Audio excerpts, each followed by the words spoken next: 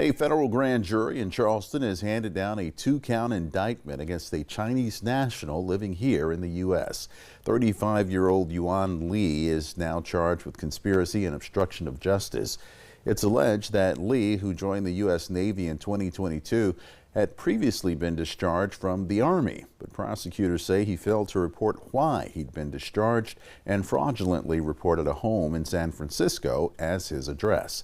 Investigators report finding evidence which allegedly shows Li communicating with someone out of the country on social media app Red Note, who was seeking to buy information from active duty service members. He also allegedly directed his girlfriend to wipe the phone after his arrest, leading to the obstruction charge.